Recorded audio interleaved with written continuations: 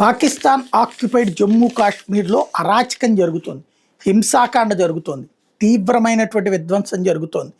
సాధారణ ప్రజలు ప్రాణాలు తీస్తున్నారు. 150 నుంచి 200 మంది ప్రాణాలు కోల్పోయారు. దీంట్లో స్థానిక పోలీసులు ఉన్నారు, అలాగే సైన్యం ఉంది, పారామిలిటరీ బలగాలు ఉన్నాయి.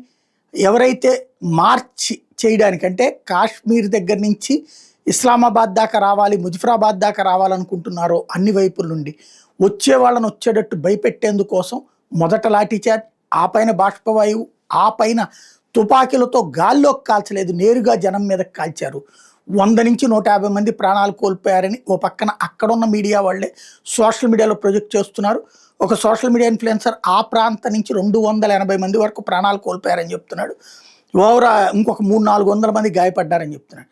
పోలీసుల మీద ఇక జనం విరగబడి చితక బాధేశారు, బట్టలు ఓడదీసి నడి రోడ్డు మీద కొట్టారు అన్నటువంటి విషయాన్ని కూడా చెప్తున్నారు. పాకిస్తాన్లోని ఏదైతే POJK ఉందో అక్కడ గందరగోళం నడుస్తుంది.